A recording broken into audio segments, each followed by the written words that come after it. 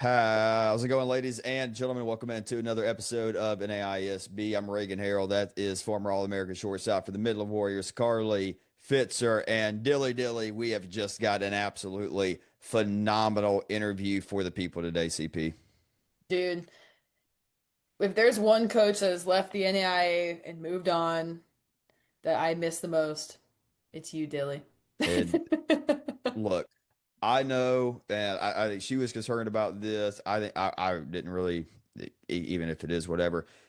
I get it. Division One coach on NAISB. If there is any, and maybe if you're new, especially, I get it. What you don't, if you don't know Bailey Dillander, All American, Campbellsville Hall of Fame, owns a ton of Mid South records, owns a metric ton of records at Campbellsville. 8 years of coaching at Cumberland's, still a young coach, got a Division One opportunity, bright spot for her, whatever. So if you got a problem with it, DMs are open, let us have it. But you're Bruh, crazy. she spent 8 years at Cumberland. She's a Yeah, goat. phenomenal. Not only that, just a phenomenal person. Love her to death. Yep. Love her staff. Mia, Rich, shout out. She hypes him up. It's a great one. It is 58 and a half minutes of pure high IQ softball talk from her, entertaining, awesome. And it is brought to you by our friends in Baldwin City. No, we're not talking about the Baker Wildcats. We're talking about Jaw Bats. Hey, get whatever you want. They've got fire t-shirts. They've got the sliding mitt. They've got elbow guards, shin guards, ankle guards, guard whatever. They've got obviously phenomenal bats. Drip. They've got drip. They've got wood bats, gloves. They have in-game bats, fungo bats, bats for the team. If you're in a little bit of slump at the first half of the year, maybe it's time to switch it up and we're going to help you out. Go to jawbats.com. Use code NAISB20 for 20% off of your order. Again, that's jawbats.com, code NAISB20, link down in the description. But yeah, Bailey Dillander, phenomenal interview. But of course, we're here to talk a little bit of softball and the NAIA, Carly, and I want to talk about a former player, or at least she's a part of the team, Caitlin Schofield for St. Francis of Illinois. Hey, this is a solid team, Carly. Yeah.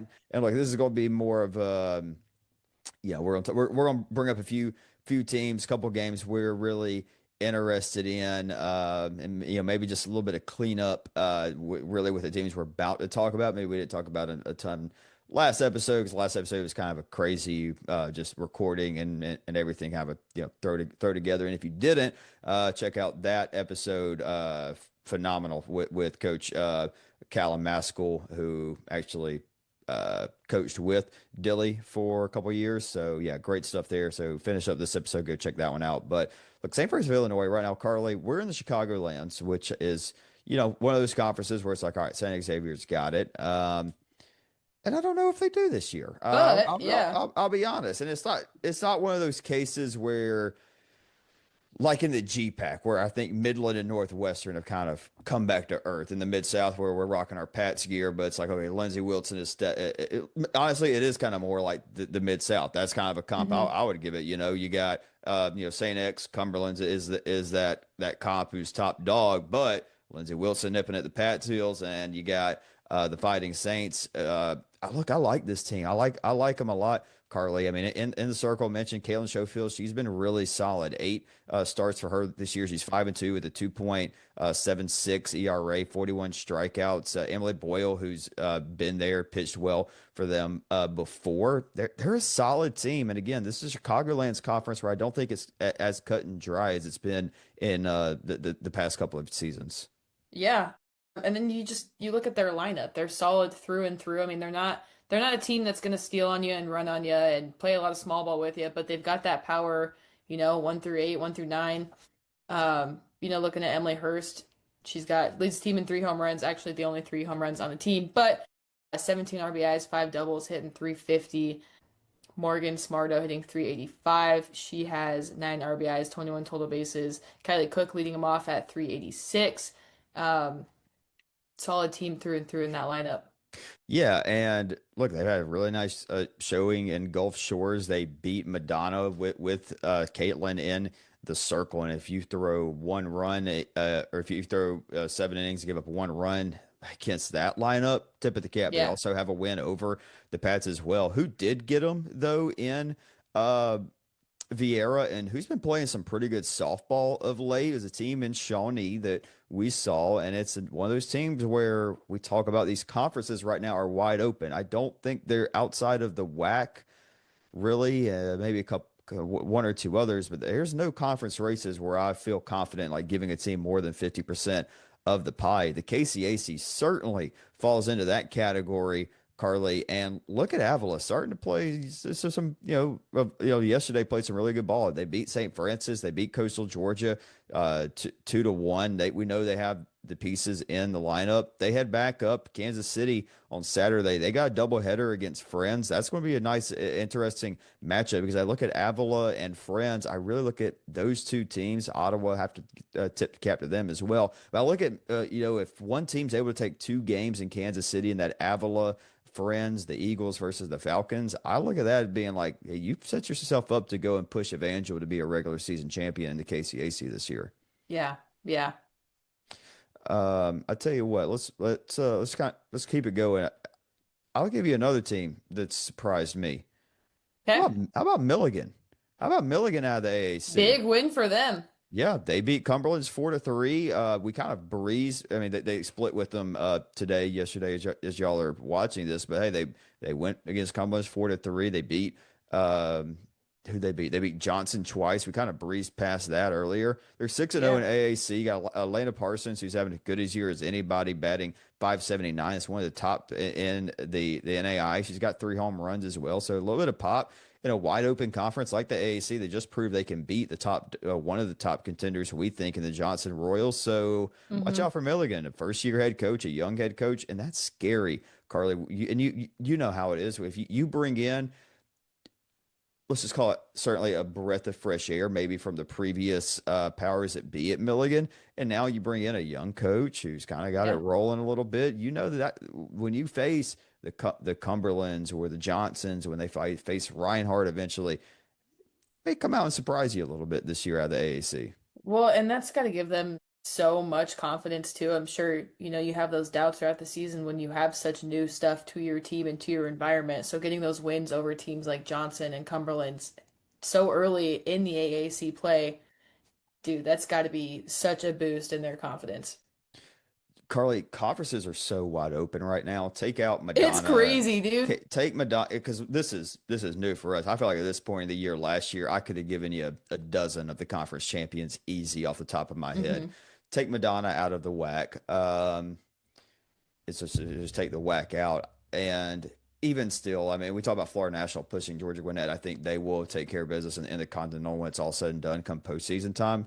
Because I mean, they still got 30 or so more games with Ket Allenberg. I trust them, Gwinnett, to win that conference tournament. Yeah, and they've shown moments of really good softball. Sure, sure, absolutely. We've seen Hope International starting to take some lumps. Some teams have picked up good wins Yep. against them, but even still, I feel pretty confident about them in the GSAC. Outside of that, and I mean, hey, you can even if you want to push back a little bit because I mean, there's good teams in there like Arizona Christian, Ottawa of Arizona in the GSAC. Can you give me a confident pick right now to win a conference tournament or to win a conference regular season? I apologize.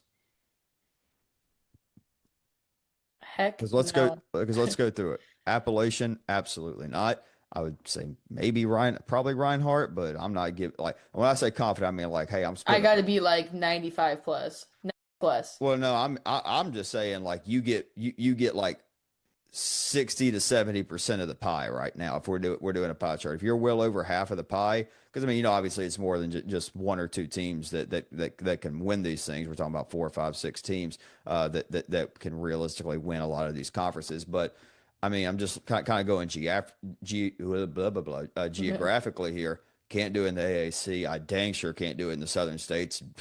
No way I'm doing it in the Sun Conference. Well, I don't know. That may be one. I feel pretty confident about Southeastern right now, but let me tell you something. That Kaiser Seahawks team's got some grit. Yeah, I can't be that confident. Yeah, you're right. You're right. One we talked about this on Tuesday's episode. It's messed me up because we always release on Monday, but Tuesday's episode. Sorry, LSUA. Still got to prove it.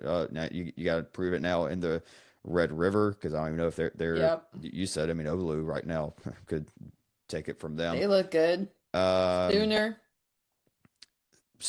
Okay, sooner, but that's still such a coin flip with Oklahoma City and USAO still, which by Hmm. the way, I've come to terms. Oklahoma City's just going to do it again. They're going to get hot. Annalise Rayburn's right back to be. We said this like 3 weeks ago when we were kind of on them a little bit after Shawnee and whatnot. I'm like, I don't know. I wasn't that impressed. Yeah, they're right back. They are right back to what they're going to do. I think they're going to be a-okay. Bobby Bridges, Coach Gay, Coach Phil McSpadden, they're fine. Yeah. They're good. And then science and arts is science and arts, but still, I mean, Southwestern Christian, I think, is a really solid program. Hmm. And we saw Texas Wesleyan take one from science and arts, so we'll see. So yeah, maybe a little bit of that one. KCAC, I think Evangel's the favorite, but I can't. I'm not that. I mean, just that super uber confident in them. Even though the coaches poll, we got them at like 12, and nobody else is in the KCAC, but still, the lineup still for me leaves a little bit to be desired, but. Matty Meyer kind of eases it. So what do you think? Is that one for you where you're like, hey, I'm still confident in my preseason pick with Evangel? I No, mean, don't get me wrong. I'm confident in Evangel. I am, but I wouldn't say, lock it in. yeah. Okay. Uh, part of America? No. No. Conference we haven't talked a ton about. Frontier, that's got good teams. Bellevue's in there. Carroll, I like Carroll to win that conference, but I don't know. I mean that because it's a brand new conference with, I mean, Right. yeah, so we're learning the dynamics there. Not touching the Cascade at all. So yeah, it's wide open. It's fun. It's fun. But Carly, let's go back to where we kind of started here. The AAC. Or excuse me, not AAC. I apologize. The Southern States. Big matchup Hmm. in the Southern States this weekend. I am super excited for. It is the NAISB games of the week, a doubleheader on Friday. UT Southern is 15-3. They beat Morningside, Campbellsville, then A&M Victoria and Texarkana in Gulf Shores. They split with Freed Hardeman on Tuesday. This is a UT Southern team that broke on the scene last year in Fayette. Carly, they got Elena Grace King batting 491 with 9 extra base hits and 18 RBIs. Hannah Lindsay batting 460 with 6 doubles. And then overall as a team batting 393. They got the Stella Ella combo really good in the circle. They're going up against a really solid 15-4 Faulkner team. Two teams that I think are knocking right on the door of that coaches poll top 25 next week. Yeah, I'm pretty confident in the way Faulkner looks right now. They've got several players who are producing a lot of runs for them. Someone I'm really impressed with, Sarah Williams, hitting 463 on the year, leads the team in RBIs with 26. Couple Jimmies, but more of a two-bagger hitter, 10 doubles under her belt. Right behind her in RBIs is Addison Jarman hitting 443. She's got 18 RBIs, 9 extra base hits. You look at this top nine, starting nine in their lineup, a lot of players are in the 400s, they're in the high 300s, only a couple of those dipping into the lower 300 averages, so a really tough team to get out. And then kind of a pitch by committee, you don't really know who you're going to get. Um, Aubriana Davis has 43 innings under her belt. She's got a 1.78 ERA. She leads the team in innings thrown. She has 16 strikeouts, 28 strikeouts for Addison Mosley, 2.89 ERA. She is 3-3 on the year, got 36 in the third innings under her belt. Those are the two that you are most likely to see. If you're not seeing one of those two, you're going to see Reese Patterson. So pretty deep in the circle for Faulkner. I would say that they have a pretty good split though between bats and arms in the circle.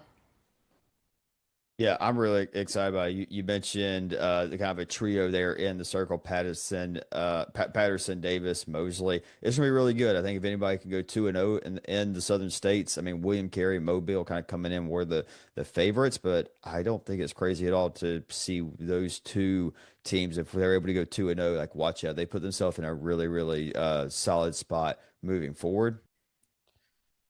But Carly, one game it actually just went fi final not too long ago as we started recording here. The Madonna Crusaders, they are now 17-1. They just played a heck of a ball game. I really thought about going to over to Space Coast and Vieira today, but I was like, too much going on. Too much going on. I had interview with Dilly episode, and I did not like doing the episode at the at the condo was not a fan of doing that. Don't get me wrong. Appreciate you, Victor. You got a great thing going. Love your invitational there in Vieira. But Madonna, they win 4-3 against St. Thomas. Carly, they jump ahead 3-0, 3-5. Really good job from Sarah Alston, who we discussed Wolverton. We'll just kind of we'll wait and see if she misses time and how much she misses. But they're going to have pitching step up. She did so in a big way against a really good St. Thomas lineup. Gave them 5 shutout innings before the Bobcats did finally get to her in the top of the 6th with a Bailey Leger 3-run home run, tied it up, but then Madonna was able to walk it off in the bottom of the 7th. Riley Fitzpatrick, who has been on fire down here in Florida, really good player for the Crusaders. I mean, Fitzpatrick has been phenomenal. Second base, is that who it was? Yeah. She actually reached on a fielding error, and then scored Reagan Fink Biner. Dude, their lineup's so good. Yeah. Dude, that 1 through 4. Reagan Finkbeiner, Ashley Rosewich, Bren Antu, and Faith Crampton. Dude, Yeah. legit. Then you have That's Fitzpatrick after insane. that. Yeah, you got Jessica Dunkel still in the mix there. And I mean, he's able to go to the bench. And then Faith Peschke does a good job, center fielder, turning the lineup over. Look, this is a Madonna lineup that there's a reason why they're number 3 in the media poll. And I voted them number 1, very public about that. I don't care. Look, I'm a believer that the Raiders on the coaches poll, their vote's public. So if anybody's got a question about my media poll, I'm always very honest about it. So there you go. But yeah, Sarah Alston, 7 innings, 6 strikeouts, 3 earned. Just a little bit of trouble there in the 6th inning, give up that 3-run bomb. But tough one for St. Thomas. I know they are happy. There's no teams that start with M in the Sun Conference. Mariners from Coastal Georgia, Florida Memorial, a little bit mixed in there, but yeah, tough one. Ave Maria. Ave Maria, yeah, yeah. Some close ones, but no Madonna, Missouri Baptist, or Marion for the Bobcats. It's a tough one though. That's tough for St. Thomas because now I think that locks them into being they're going to drop. They're going to drop in the coaches poll next Yeah. week. It's Yeah. tough. That's tough. You're able to get that win against Madonna. I think that sweep that can be like, all right, that win kind of cancels out That can losses. swing them some places. Well, Yeah. look, I think a win against Madonna, I think that cancels out a close loss to Marion and a bad loss to Missouri Baptist. I think that would somewhat even out. Maybe they dropped a spot or two, but now it's like, all right, we get it. That's 3 good teams, but it's 3 losses. So kind of tough. Well, yeah, we'll see what happens. Carly, let's just kind of burn through these. Talk a little bit about some of the games that you're most hype about for this weekend. Yeah.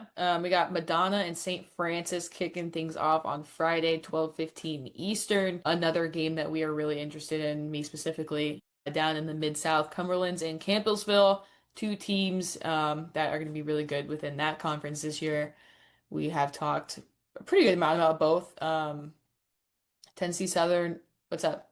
I just want to clarify for everybody that is St. Francis of Illinois, the same St. Francis we were just talking about earlier. Yeah. So another Yeah. good test for both of those teams. Continue. Yes. Okay. Continuing. Because there's so many St. Francis. It's like when That we is talk. true. Yeah, I Yeah. should have. You're I good. see their logo and I do it and I'm like, yeah, Yep, you're that's the good. St. You're good. Francis we know. Tennessee Southern and Faulkner, we just talked about that. They play at 2 Central Friday, so tomorrow for you guys listening. Indiana Tech taking on my Midland Warriors down in Tucson, Arizona, so 12 Mountain Standard Time. Those are some of the highlights for Friday. And then looking into Saturday, Georgia Gwinnett takes on a red hot Lindsey Wilson 11 and doubleheader Central Time. Cumberland's Campbellsville continues their competition. Mobap and Baker Heart of kicking off. America play, baby. Yep, kicking off some Heart of America. They play at 1 and 3, and then another Heart of America doubleheader that we have our eyes on is CMU versus Benedictine. Yeah, some big ones there. Sunday, of course, Gwinnett and Lindsey Wilson will finish up their series. Dude, that's a huge series. That Gwinnett, Lindsey Wilson, that's huge. Somebody's got to win Yeah. there's no splitting. Somebody's got to win 2 out of 3 there. And like Gwinnett's season, I won't say it's hanging by a thread because I think, like I said earlier, they're going to be in the postseason. They're going to make it. But it's Uh-huh. like they had a nice momentum win against Mobile. They need to get it against Lindsey Wilson. I'm right there with you, Carly. This is about as late as we've ever recorded. Sorry for the listeners hearing us yawn at whatever time in the morning or whenever you're watching this. But the reason it is late is because we recorded an absolute banger Banger. interview with our girl Bailey Dillander. Carly, you got anything, or let's just kick it over to Dilly because Kick it over because to we talk a ton of NAI softball with her too. yeah, So I mean. Dilly's got a lot of good stuff to say, so Yes, no doubt about it. All right, we're gonna kick it over to Evansville Purple Aces head coach and former Cumberland's Patriots head coach and all-time great player at Campbellsville, the Bailey Dillander. All right, ladies and gentlemen, we send you into the weekend with a very, very, very, very special guest. She is a Hall of Famer from as a player at Campbellsville. She was a heck of a coach at Williamsburg for the past three trips to Columbus to the World Series, and now the first coach outside of the NAI we've ever had on the podcast. She is our very, very good friend, Coach Bailey Dillander. Dilly, how we doing, my friend? Wow, what an intro. I don't even know if I got that kind of intro for my Hall of Fame induction. Um, that's a crazy flex. he brought it up, so I'm good. We're grinding away up here in Evansville, and we're as much in the middle in the heat of our season right now. We opened Valley Play last weekend. We hit the road tomorrow. Just really excited. Like I said to you guys before we jumped on air, miss all my friends. I miss my coaching buddies, you guys. So, what a cool opportunity for us to get on and talk some NAI softball. Yeah, we got to start there, Coach. I mean, one of your great former buddies is his dog Jump. We love that. But one of your former buddies, former coach, Coach Shannon Watson, Campbellsville. They had a real nice showing in Gulf Shores. Talk about her. I mean, she is obviously a huge reason for your development where you're at today. Talk about Shannon Watson and what she's meant for you in your softball career. Everything. We were at the University of Louisville last night playing a midweek. It's a Tuesday night in the middle of March. She's in the heat of her season. I look up and she's sitting in the stands with my parents. And we've joked about this, me and Maya and then Shannon and Bryce, because all four of us have been, a part of each other's lives for so long. And it's almost like now that we did leave the NAI and leave the Mid-South Conference, it's almost given us the freedom, to cheer for each other again and to be fans of one another's success. So yeah, I love it. It means a lot to me. And that's what I said to her last night. We were texting on the way home. She's sitting there running through my team and things I could have done better and things I should have done different. I'm like, well, this is weird. You sure weren't doing this for me the last 8 years of my career. But yeah, I mean, it's awesome. And I actually had a close friend call me recently and they had taken one of their daughters on campus with Shannon. And they always had this impression of Shannon that she was harsh and standoffish and so serious. And until they sat down and sat across the desk from her and listened to the way she talks and the way she does things. And they're like, oh my gosh, it's uncanny how much you're like her. And I'm like, yeah, it's kind of hard for me to talk about how my career has evolved and developed without giving a ton of credit to Shannon and all of the things that she instilled in me as a student athlete. She also was the first one that gave me a shot in coaching, and then since then we haven't been on the same team. We've found ourselves on opposite teams, but like I said, it's been really refreshing over the last 6 or 8 months to feel like Shannon and I can genuinely be friends again. Now that we're not competing against one another for the same conference title every year. So yeah, she's special, means a whole lot to me. And like I said, without her and the impact she's made in my life, I definitely, wouldn't be sitting in the chair I'm in right now with the opportunities that I have. So You mentioned that kind of like intimidating or whatever, standoffish, and then you meet her and it's just this warm, loving person. To me, her and Pat Reardon at Central Methodist are so like that. I remember like first time meeting both of them, I'm like, oh man, I'm a little nervous here. Then like 5 minutes later, I'm like, you are just an incredible person. I see why so many great players want to play for you. well, yeah, I mean, 8 years in the NAI, and I still am very scared of Pat Reardon, but I've not had a ton of conversations with him, only, really high level matchups and seeing him at the World Series the last couple of years. So I can't relate those two, but yeah, I mean, that's Shannon to a T. I mean, she's an intense competitor. She's very much a process oriented leader, but then I look at what I've developed and who I've become and what my identity is as a coach. And I'm like, it's Shannon 2.0, in so many ways. So yeah, grateful for her. And like I said, it's been so refreshing.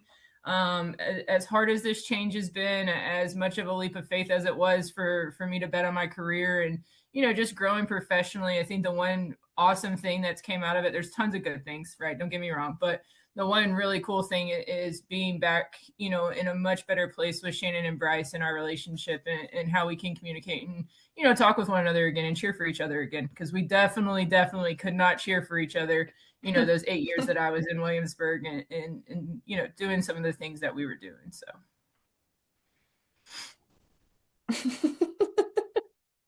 My turn. Yeah. We got you giggling. What we got you giggling about? Oh, no, I don't have anything crazy. I was just going to ask, you have the outsider's perspective now in the Mid-South. What are you seeing on your end if you're keeping up? If you're keeping up, we got to talk about the Blue Raiders. I mean, and what Cal's done there.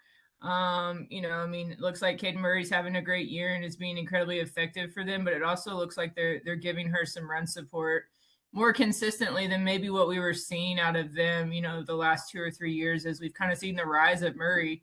But you're definitely seeing a little bit more balance just from me keeping up with scores and keeping up with all my buddies in the NAI. That's the one thing that's kind of stood out to me the most, just from the outside looking in now. Yeah, I was joking with you a little bit, but seriously, it was like yours running out of the Mid-South as soon as the competition's starting to get pretty high because Campbellsville is going to be solid, and I mean Freed Hardman, Todd Humphrey. As soon as it gets mid to late April and gets into May, they're going to have a really really good softball team playing really good ball there. But yeah, we just had Coach Cal along from Lindsey Wilson. She was your assistant for a year, so maybe you give a little bit more perspective. I mean, seeing her in that 4 years, you were that when you got to Williamsburg, it wasn't year one, boom, competing for opening rounds and national championships. You're seeing that with them now, year 4, starting to become one of those contenders. What's it like for a young coach building in a spot there in Kentucky, Columbia, kind of similar to Williamsburg? What's it like for a young coach in the Mid-South or across the NAI trying to build something special? It's hard. I remember those first couple of years specifically before COVID, and then most importantly, like 21 and 22 right after COVID. And I remember at the end of a couple of those seasons, I believed in what we were doing, and I was all in, and I trusted our process. But I remember a couple of those seasons, the way they ended and the way we kind of just fluttered out towards the end of the season, I was like, there was times I had to literally look in the mirror and ask myself, like, what do we need to change? What do we need to do different? I believe in what I'm doing, but it's not good enough, and you're just constantly, as a young, strong-willed, very confident woman in this profession, like you can't help but kind of look and be like, something's not right. We're not good enough. Why are we not good enough? And so you've seen that. And obviously having the opportunity to work with Cal for a year. The two things that always stood out to me the most about her is she's one of the most disciplined humans I've ever met in my whole life, right? Like that kid is sorry, she's not a kid. She's a young woman. She's a leader. But when I was working with her before she had the opportunity to go to Lindsey, like you just watched how she did everything. And it was never a half-butted effort. It was never she went through the motions. Like she's just so disciplined in what she does. I mean, she's still, to my knowledge, competing for the Canadian Olympic team, for the roster. She's coaching a team, she's recruiting, she's managing. Like you think about that, but then when you think about, you hear people say, well, how's she doing that? There's no way someone's not missing out. And then I'm like, if someone can handle that load, if someone's going to manage that load and be successful with it, it's Cal. And it's because of the way she lives her life every day. And it's the work ethic and the discipline. I remember, we would have workouts and she would have, like, if we had a 7 a.m. workout and she was running conditioning, she was up in the gym doing her own workout at 4:30 or 5. And then she, had her meals planned for the day, and she had so many cuts she was going to get in this 45 minutes before she had to work with our student athletes, and so it was just her work ethic and her discipline. So seeing her having the success in year 4 and her program starting to rise and all of that kind of stuff, it doesn't really surprise you, because at some point those student athletes have to take some of the identity of their coach. And if they're taking even just those two, high quality, intangible factors about them, I mean, it's going to put them in a position to be successful. Dang, I didn't know she was like that.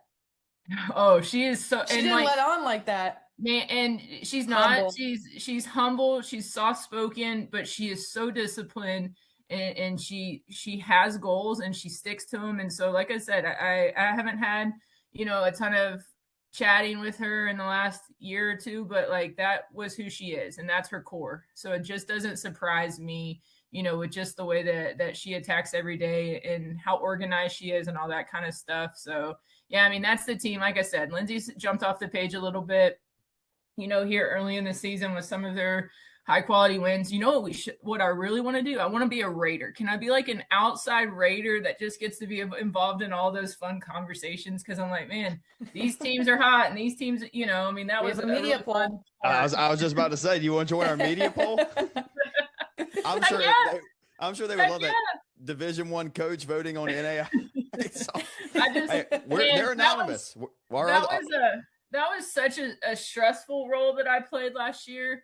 But being a part of the 8-hour phone call and being on the selection committee, and having those conversations with administrators and stuff, and I'm like, are there things that we can do better at the NAI level? There was, and we had conversations about them. But are they trying constantly to evolve and to make it a better process? Because ultimately, like, the goal is to get the best 48 teams in the country in the national tournament, period. And so that was our conversation, but that was one of my favorite parts in my 8 years. And, we did some really fun stuff at Cumberland's, but I really, really thoroughly enjoyed being a part of that process, and hearing the insights and opinions, and looking through all of the bodies of work. Like, that was a really cool thing I got to be a part of last year. Well, something I want to talk about there is you talk about the evolving nature of it. Obviously, go into less coaches poll and more of the ARC rating and what RPI into this year. And the thing that I'm very excited about heading into next year, I'm not sure if you know this or not, but as soon as it went to 48 teams, Carly and I, we got on here a couple years ago and we said, wouldn't this make a whole heck of a lot more sense if we just did 8 sites with 6 teams? They're going to that in 2027. And so we'll have 8 teams at the World Series. And then it's a best 2 out of 3 when you get to the last two. So it's not like, like last year you had Oh, that's a Southern and game Oregon. changer. Absolutely. And I'm pretty sure that that's fairly public knowledge at this Going point. back. Pretty sure it is. Pretty sure we said a couple weeks ago. Talked a couple weeks ago about it, so we didn't get in trouble then. So whatever. But what do you think about that? Do you like that the NAI is going to that pretty much what the format NCAA Division One has, just minus the super regional aspect of it? So let me ask you this. Mhm. We're taking away 2 host sites, So it'll be correct? eight. It'll be Mhm. 8 host sites, 6 teams at each site. Hmm. Hold on, I'm running Yeah, you're that through my good. brain to see how I like it. You're good. I'll tell you. I think it's great, and there's some other details that I know are not quite public about it. We could talk a little bit more about, but I'll say this: how they're seating it makes a lot more sense than how it was maybe seated before for 1 through 48 in the matchups. So, I, So in that format, are we gonna go like a 3 and 6 matchup and a 4 and 5, and then the 4 and 5 moves to play the 2, and so we're still protecting our top 2 seeds in each not protecting, but we're still putting them or rewarding them for being a top 1 or 2 seed in a correct. regional. Correct. Okay. So 3 plays 6, winner goes to play 1. 4 plays 5, winner goes to play 2, and it is a straight So like two bracket. sides of the bracket. Yes, and once we get like that bracket I'm pretty sure, from my understanding, and nobody quote me on this part, but I'm pretty sure it's going to be like a March Madness round of 64 bracket. So it's going to go from 64, and work its way through 10, 11 games to 8 teams. And then, like I said, that's going to create quarterfinals, semifinals. And then once we get that championship, clean slate, best 2 out of 3. Okay, I really like it, but I think it really changes the landscape, because let's think about this. We're losing 2 1 seeds, okay? And the power in being a 1 seed and a host is, well, I've never been anything. We were never in that position without being a 1 seed and a host, but I don't want that situation. You know what I'm saying? Like, there was such an advantage to be the 1 seed in your bracket and also be a host site and play at home, right? And so now we're going to make that a little more. I mean, you're going to have the number 9 team in the country and the number 10 team in the country as a 2 seed. So, like, think about what that's going to do when you talk about the matchups and the regional format and the. Ooh, I like that. Oh, I love it. I love Oh, it. that's cool. Good for the NAI. We had not even, that was not something that was ever in conversation with us throughout the rating committee and the ARCs and all this stuff last year. But I think that's an incredible upgrade. I think, again, it puts the emphasis on the goal of getting your best teams to the final site, but also, creating some really, really competitive regional sites. And, I mean, you hope that your 1 seeds come out, but I think it opens up the door for, some more 1-2 matchups, depending on geography and things like that, that could really kind of alter what it looks like in Columbus or wherever, we're hosting the World Series here in 27, 28, 29, whatever that looks like. Yeah. Carly, you've traveled all over for the opening rounds you've been a part of, but look at what it does now. Already with 10 host sites, pretty good chance we're talking about Eastern Oregon, Oregon Tech, or Southern Oregon this year, just like every other year that we've covered. Carly, you played, probably heading out to Oregon. Somebody's got to Oregon. Now you're looking at a quarter of the 8, so 2 of the 8 probably going to be Klamath Falls or Ashland or Yeah, you somewhere got in half the Oregon. competition flying up to Oregon. Well, and I will say, if I could challenge the powers that be, and this was something I was vocal about when I was a part of these committees, but I think, when you start seeing 1 and 48 and 2 and 47, 3 and 46, when those come out, they're really, really close. But when you have to start making the adjustments for geography because you want to limit flights and stuff, so like that would be my next challenge. If we're going to really continue to push the envelope forward and evolve and all of those kinds of things, I think that has to be the next conversation, is that when we need to stay a little bit closer to the true seed line, especially now that we're using an RPI, a strength of schedule, a Massey, and all of these analytics. I think we have to continue to try and have the conversation of sticking true to seed lines as opposed to manipulating our seed lines, just because of geography. And I know that, I mean, it's a challenge. I mean, I'm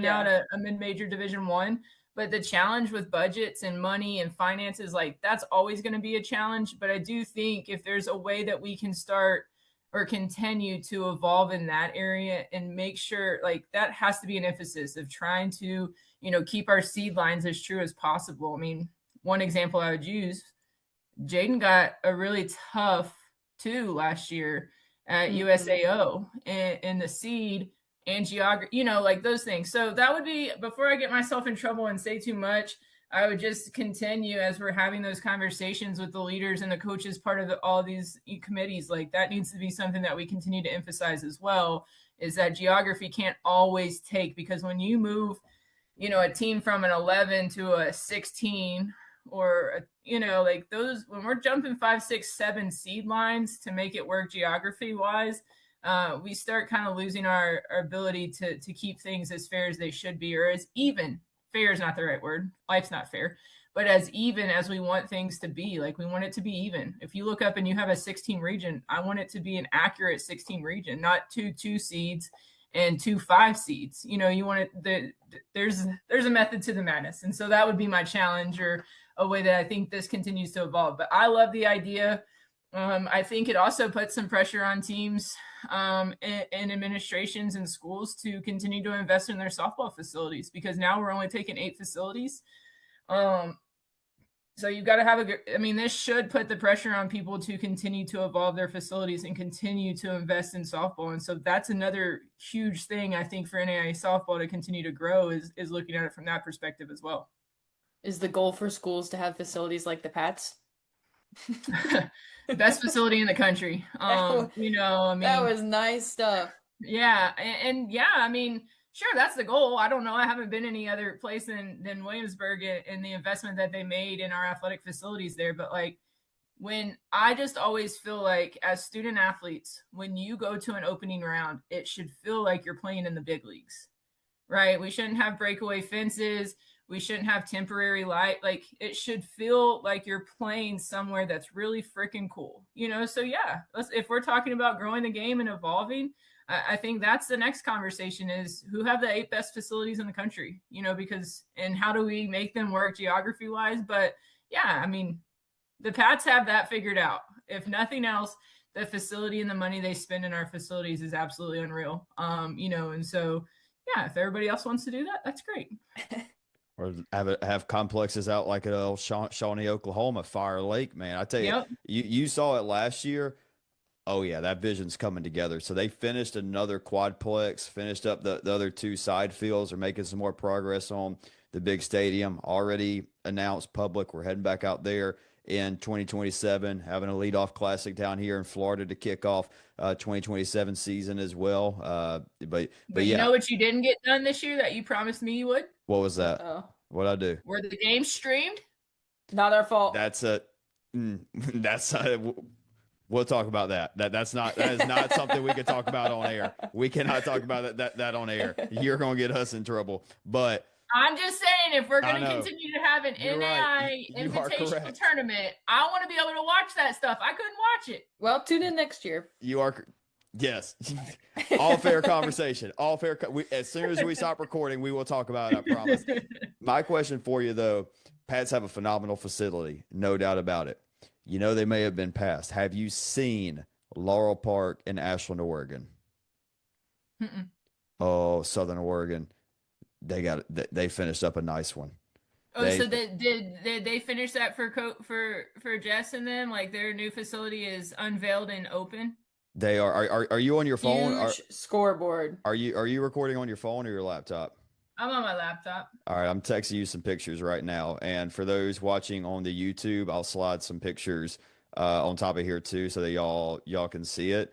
But it's solid. Wow. Yeah, it's nice. It is what 100%. Hey, listen, she earned this like 3 national championships ago. That's what I'm saying. Like, if there's a program that deserves to be playing in a park like this, holy cow. That is awesome. That is awesome. I am jealous. I did ask the Pats for a couple of years to get us a video board. So I'm sure at some point in the near future they'll have it. But that board's sick. That facility looks phenomenal. And like I said, no one's more deserving than Coach Pistol and what they're doing out there. I mean, see, that's the stuff I'm talking about. Invest in softball, people. Look, How do you feel about having a turf field now, though? Ooh. After the amount of tarp pulls we did last May to get that regional in, I have not. It's funny. So it's different. I keep saying I have missed mowing grass. Okay, like, we're in the middle of perfect rye season right now, and I should be sitting on a mower when it's. That's how I met you.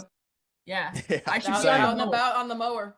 Yeah, when I pulled up the Cumberlands, that's what she was doing. That's where you're gonna find me, right? So I should be edging my lines, getting all the stuff out of the grass. I should be mowing, dragging the dirt.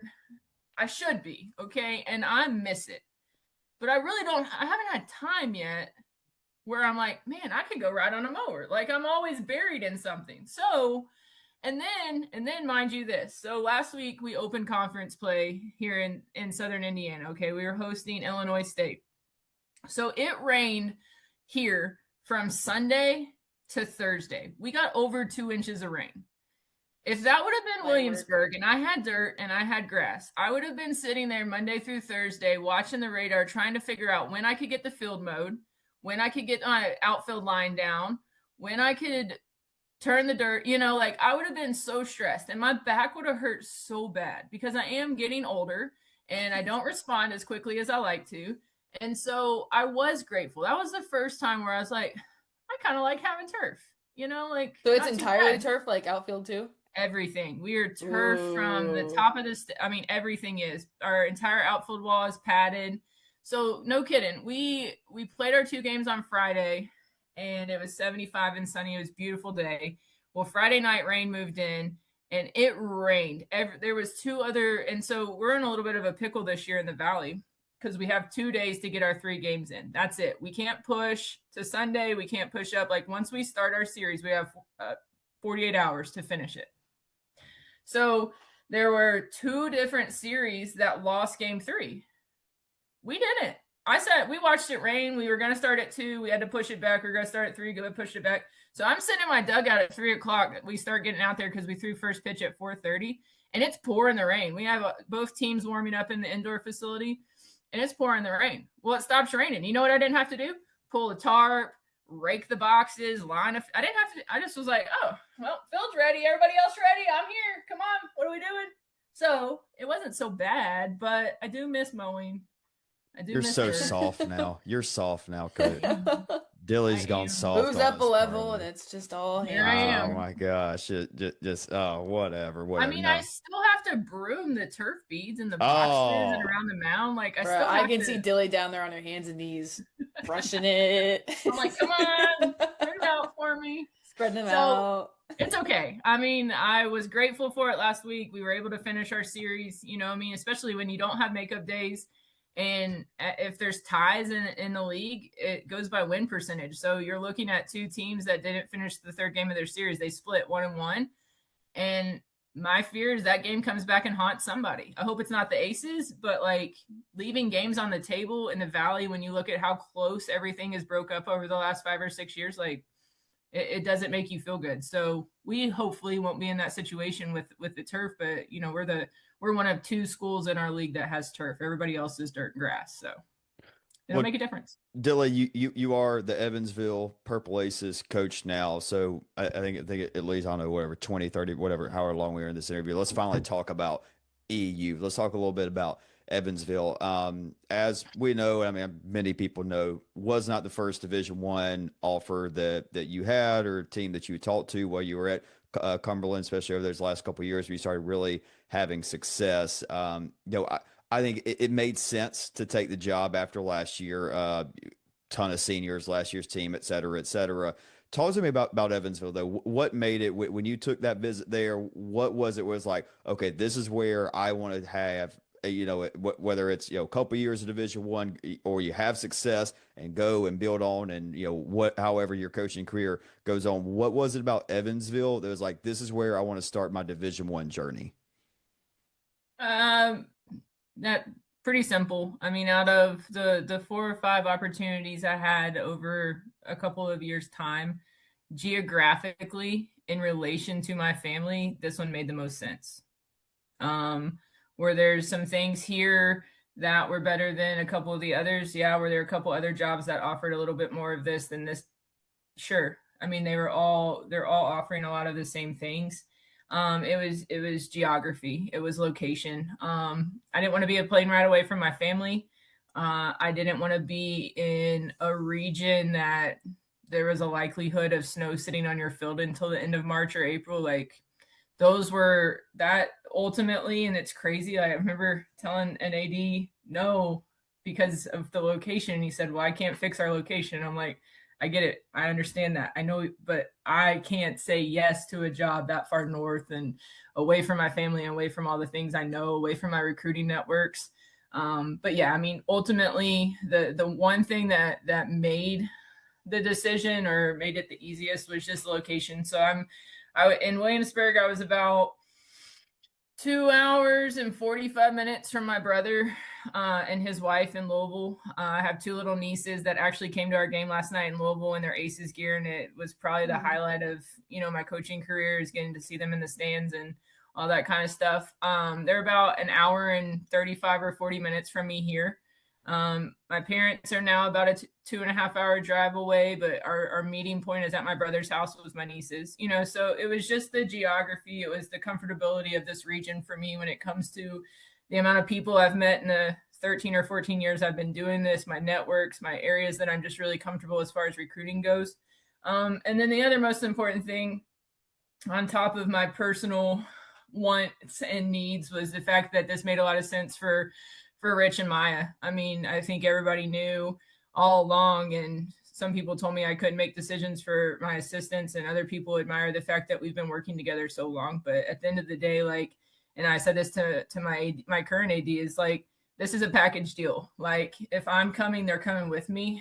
And if that's not on the table, it was a non-negotiable for me. It was a non-starter. It's like, we're a team, we work well together. The continuity of our staff and the way that we do things, like, it works, and that will forever, as long as I'm doing this, will be one of the most important things to me, is that I get to do it with some of my best friends, some of my most trusted confidants, and I think our success and the way that we build together and work together kind of speaks for itself in a lot of ways.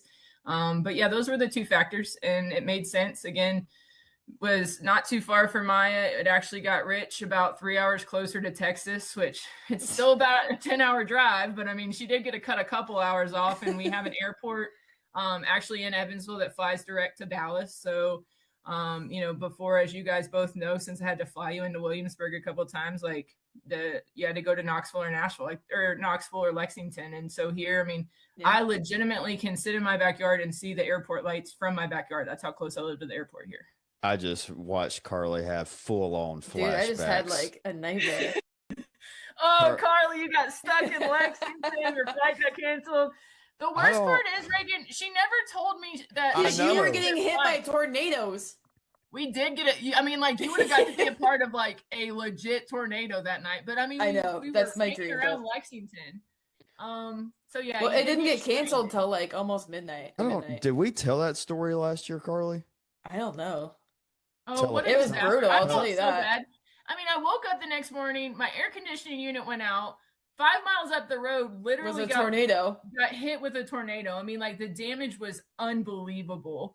And then it's the next morning, and I check on CP, and I'm like, "Hey, how was the trip?" And she's like, I'm still in Lexington." I'm like, "The hell, you're still? Why didn't you tell us? Like, we could have put you up. My parents' house is 4 minutes from the Lexington airport. Like, you could have stayed there." Dog, I took a 31-minute Lyft ride with some dude that spoke not a lick of English at 1:30 in the morning. It's lightning all around. It's terrifying.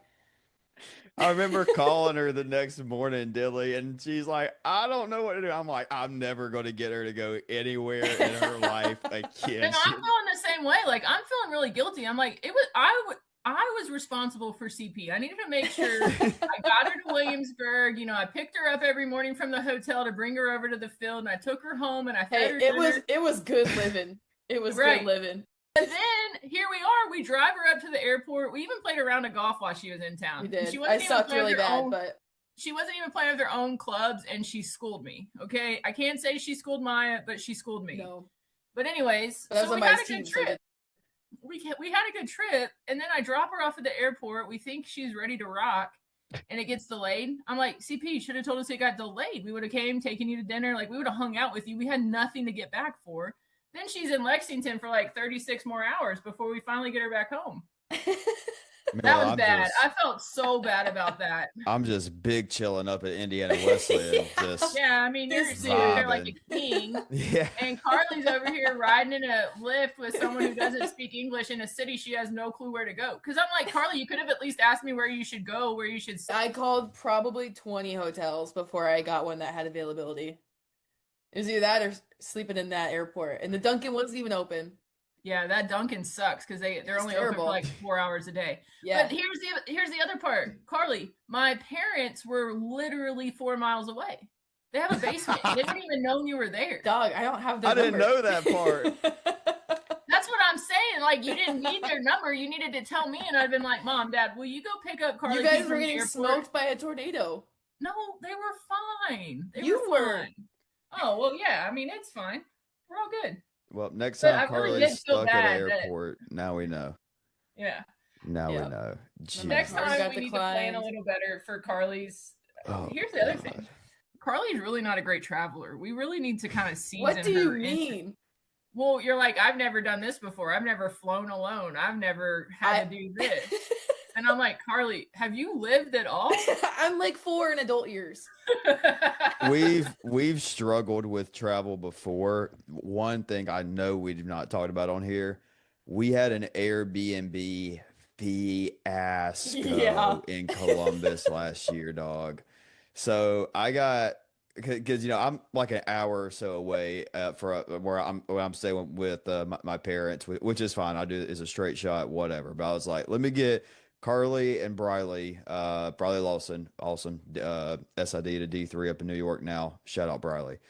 we're like, I'm gonna put Hey, them up. Riley. I Yes. worked with Riley too, remember? I He's know, I know, I awesome. know. Yeah, yeah, yeah. Well, I'm saying shout out, yeah.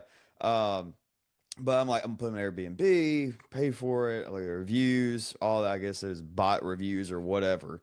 It's all right, good to go. We pull up. Like I ain't gonna say nothing about nobody's living situation or whatever on here, but I'm like, we were there for like 2 minutes. I look at them, I'm like, do y'all feel safe at He's like, all?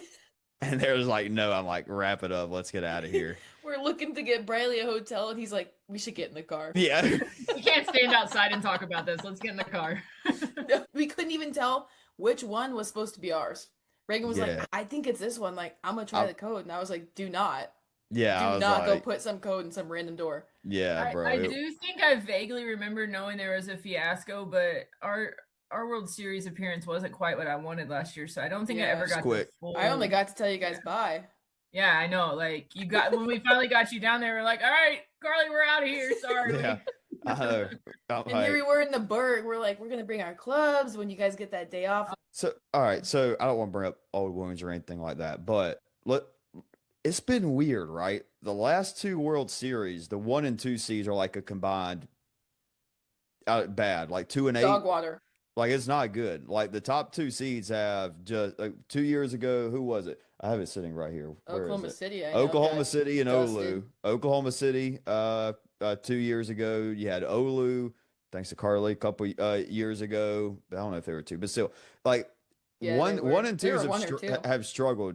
Do you think there's like any correlation with like I don't know getting that Thursday off when the other 8 teams are playing on Thursday or anything like that? That's like a big disadvantage, or is it just like 1 and 2 seasons just didn't really show up the last couple of years? I don't know. I hadn't really thought about a disadvantage. I mean, it is a little harder. I mean, we're so used to playing 2 games a day. Like, I liked it the first couple years when we played one. I mean, like the goal, let's play 1 game a day. Let's go win our game, whatever time it was. I mean, the one year we played at 7 p.m. I think year two we played at 5. Then we had an early start on the after we sat and watched. I don't know. I think there is pressure that comes, with being one of the top couple of seeds. I mean, there's pressure, but I don't know. You're bringing up old wounds, because you look at the crew that I took to the World Series last year, and it wasn't any of their first times. Like we'd been Yeah, there, we'd done that, we'd been in yeah, those moments. Went back after it was all over because we went 14 innings without scoring a run, and I'm like, golly, when was the last time one of my teams went 14 innings scoreless? Would it have been what? like 2 or 3 years? Like, I don't know. I mean, the hardest part about playing late into a season is you want to be peaking. Did we peak too early? Were we coming back down? I don't know. Because I felt like we were fresh. I felt like we were loose. I felt like we were kind of business as usual. And there was a couple of opportunities early in both of those games where if the ball gets through and our offense gets rolling, like how different are those games? I think they're different, but Grandview, Southern Oregon both made some big plays early in the game that just kind of put us on our heels and put the pressure on us, and we just never did find a way to kind of break through and respond. And so, yeah, it sucks. I genuinely was going to the World Series. I mean, the last 3 years, I felt like we had an opportunity to win, but I just felt like we were in such a good place last year going down there. I mean, it just didn't work out. Like it didn't happen, but it wasn't for a lack of effort or trying. Like those kids were ready to play. We prepared every year the same way we did last year. Like it just didn't happen. So Yeah, like I don't, I can see you just like full on having like Vietnam flashbacks right now. So I'm like, not trying. For real, I'm, dude. I'm not trying to do that. But like you look at that first game. I mean, you mentioned it with Coach Wallace's Science and Arts. She got a buzzsaw. She got Grandview. They got hot. They won the Heart of America tournament. Then they go and beat Science and Arts twice, and then they go and Carly they handle your alma mater in Midland. It's like, okay, let's go. And then here throw out a freshman who just doesn't know any better. I mean, it's just whatever, and it happens. It happens. I mean, I think you kind of hit the nail on the head. The pressure side of it when you are like a betting favorite, because I look at the betting favorite. Last year, y'all. I think if I was Vegas, I'd say y'all probably had one of the lowest set of odds. No, Carly picked y'all 2 years ago. That's I my would have. mistake. It was your fault. I got There bad it luck. is. I gotta stop. I cursed Oklahoma City. I cursed the Pats. We both coast. We both that's what I was about to bring up. Like 2024, that's just our bad because Oklahoma City was like I would have put so much money on Oklahoma City winning 2 years ago, and I would have if you have told me they went 0-2 or won the World Series. 99 times out of 100, I'm picking they win the World Series with that squad 2 years ago. We just kind of miscalculated Sarah Giles going out there and So, hey, just a very gentle brag really quick. Now that I'm no longer in the NAI. Sure. I'm 1-0 against the GOAT of all GOATs in the NAI.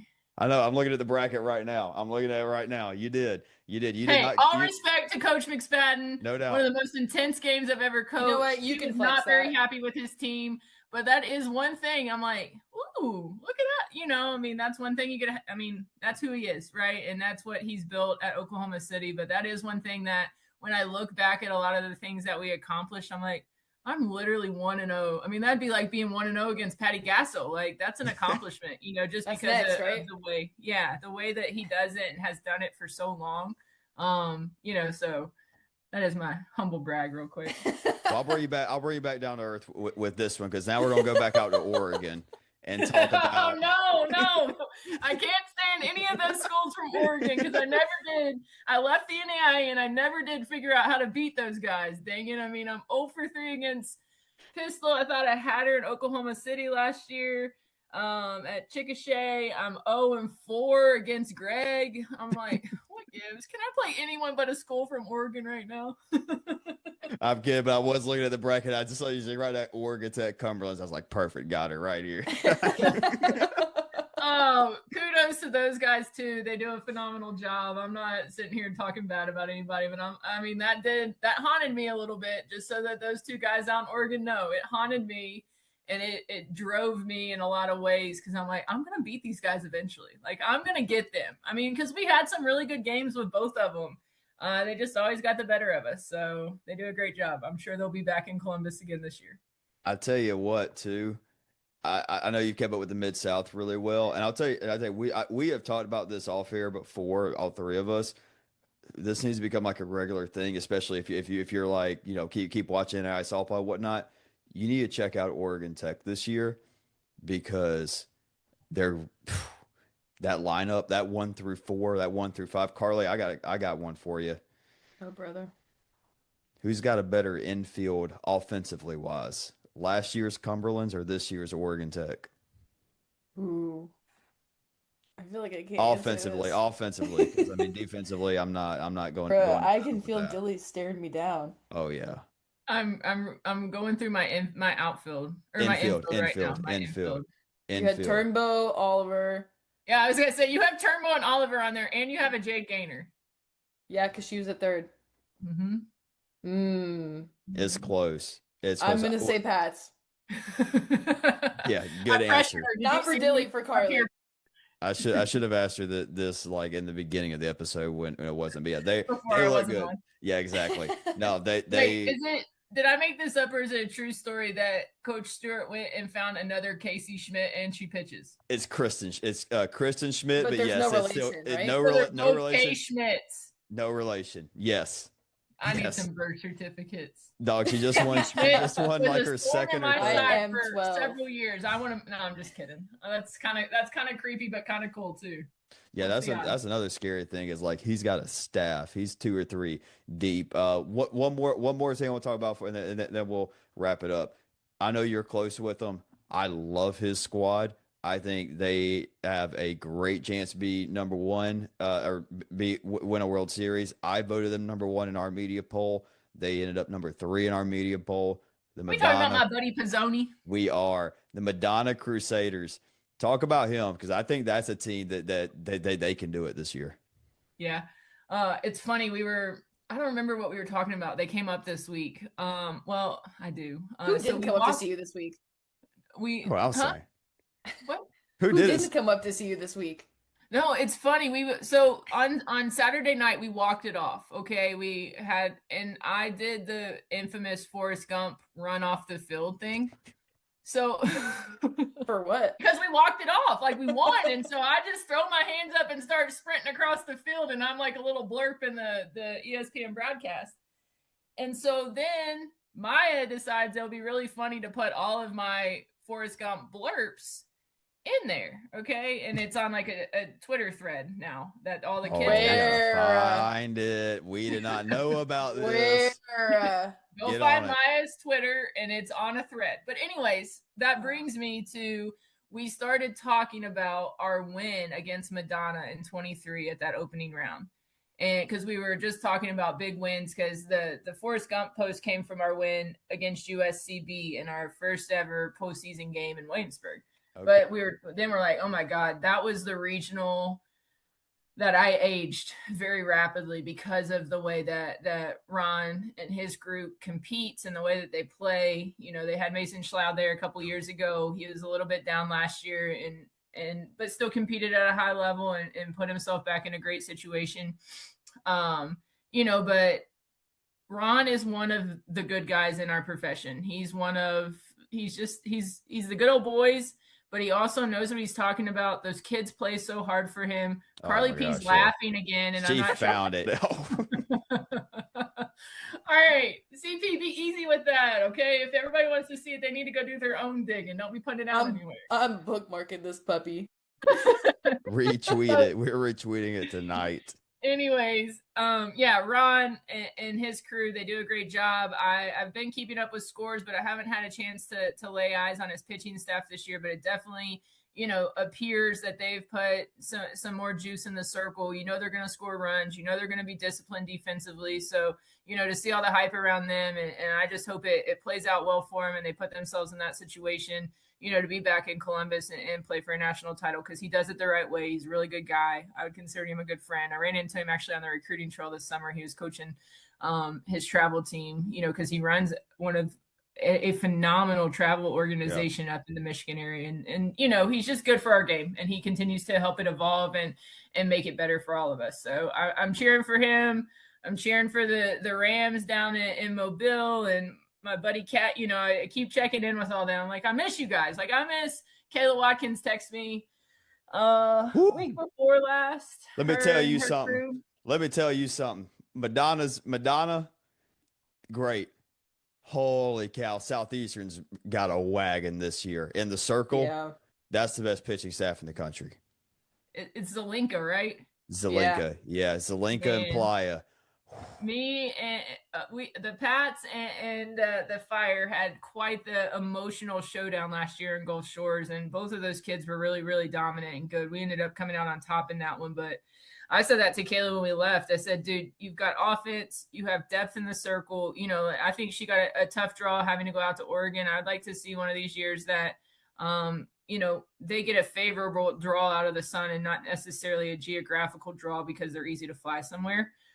You know, but definitely look for Kayla and her crew, if they can stay healthy, to be someone that's in that conversation as well. And I mean, she does it the right way too. She's a good friend. I would love for them to get some portable lights or something there and host. It's kind of crazy. That's what I've said to her too. I mean, they just went and cherry picked the football coach from Campbellsville who came in and in 3 years played in the postseason, and Jake Russell's down there, and so they invested in some of the men's sports. So I guess this would be my challenge to Southeastern to put some lights up, because I mean, I know you've been there. I don't know if Carly P has, but like, they have a great facility. Beautiful. But without the lights, you know, it's a great location. It would be a cool destination for teams to get, you know, selected to be in a regional down there. So yeah, that would be, you know, a huge get for them to invest in some lights, you know, and have the opportunity to stay home and host. That's definitely, like I said, I'm a firm believer. If you get to stay home and host, that's your best shot to get to Columbus, Georgia. I 100% agree with you, and I think that's a fair statement you just made, because they just did renovations last year on their baseball field to make it, because before last year they couldn't host. It was way too small of a ballpark. They couldn't host, but they made adjustment, moved the fences back, and obviously moving fences back is a lot easier than throwing lights up. But still, it's like I'm with you. I 100% agree. And as far as I'm concerned, Indiana Wesleyan, nicest college football or NAI college football stadium, 100%. It's not far behind. I mean, it's like a tropical IWOOS, a little bit smaller, but I mean, that football stadium is awesome and one of the best environments in the NAI. So no, I think that's a very, very fair statement you just made because I mean, as it stands now, and this is crazy, and this is the first time this has happened in a long time. They got a better softball team than baseball team this year. Yeah. And I mean, that's no knock on their baseball team. They're still probably the 5th to 10th best team in the NAI. But right. I mean, I think because they're a think top 2 or about 3 this: team.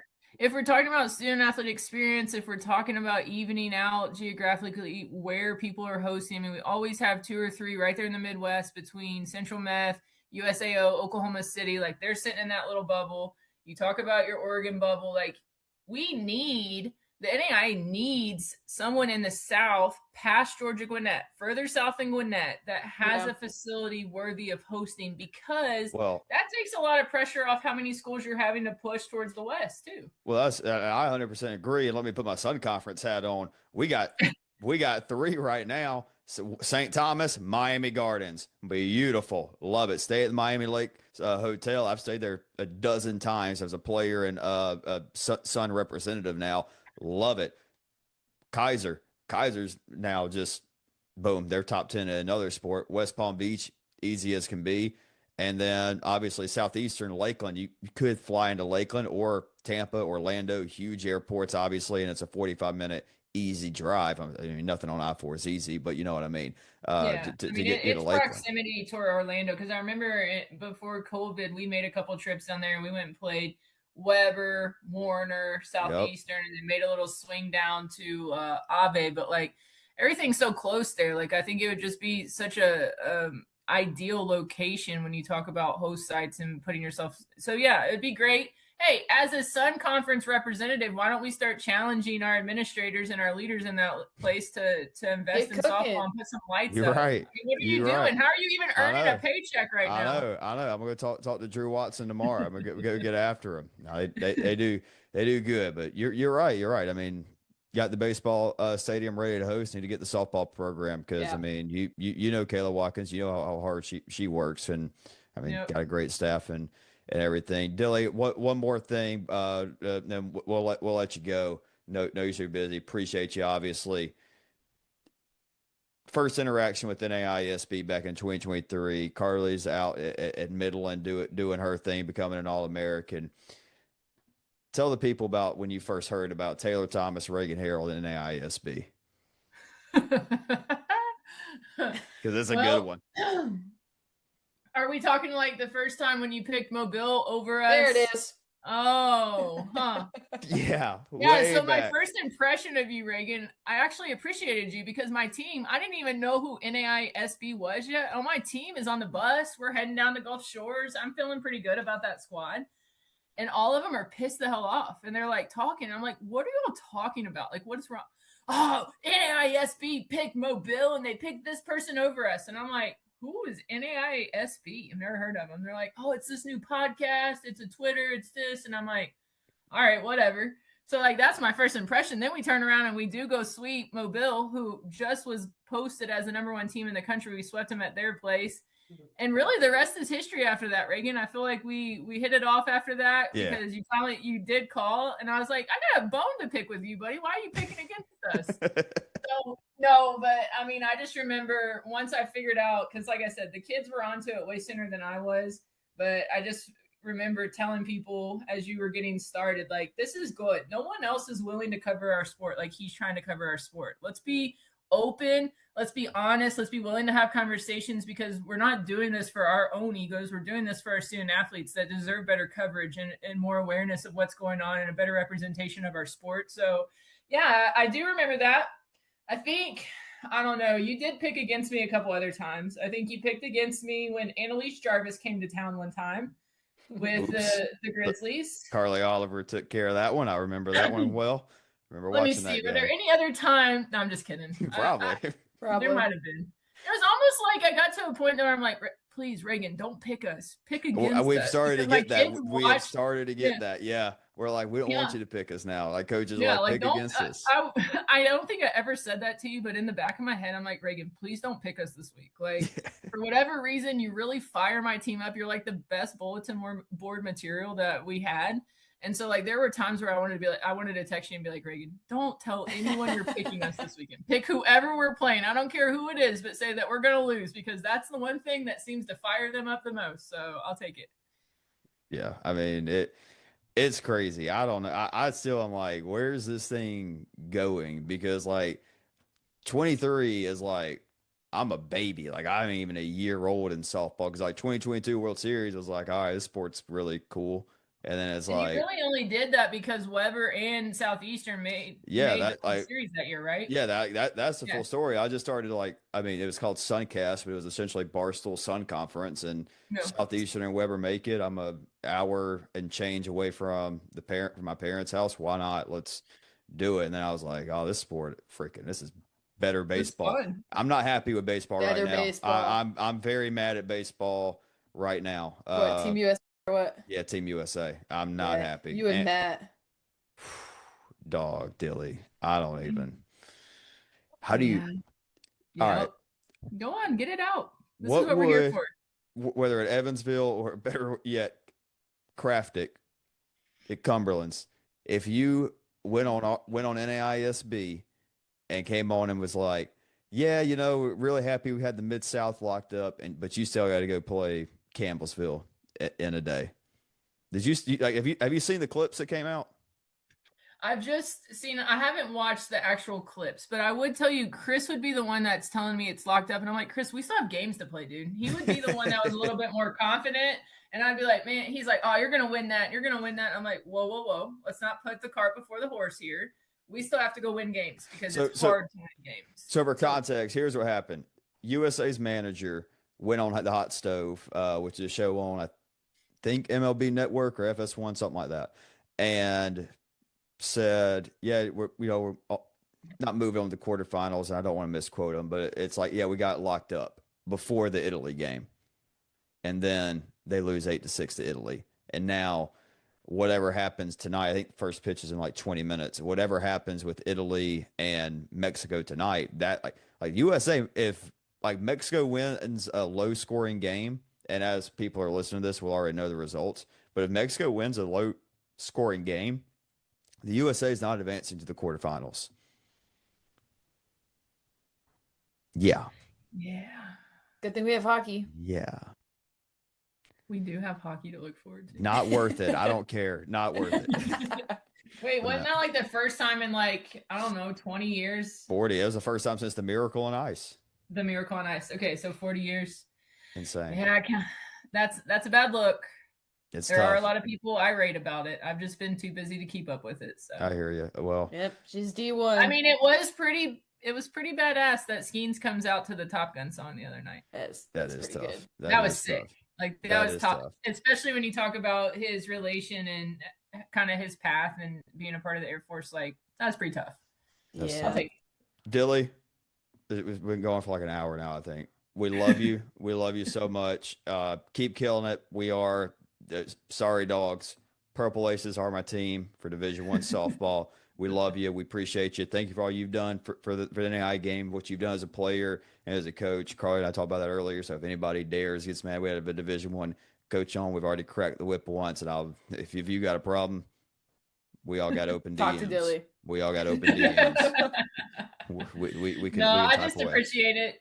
I appreciate having the opportunity. I know we joked about it a few times. I mean, it's not to my goal is not to upset anyone, but I'd love to come on and talk NAIA softball. I mean, obviously it's so much a part of my roots and where I started and grew, the most that I've grown professionally. And so just still feeling like I'm a little part of it as I'm watching from the outside looking in now. Feels weird, but having the opportunity to come back in and shoot it with you guys and talk about NAIA softball kind of filled my cup back up. So I appreciate the opportunity. Yeah, just don't forget us little right way to play, folks, as you keep making it big. No worries. You'll be on the pass list one day. Don't worry about it. Just let me know when it's coming. Let's go. There we go. All right. Love you, Dilly. Love you all. Thank you for tuning in for another episode of NAISB. Great weekend of softball, Campbellsville, Cumberland's, big one. Big one in Southern States, UT Southern and Faulkner. A lot of great games. Y'all have a blessed weekend.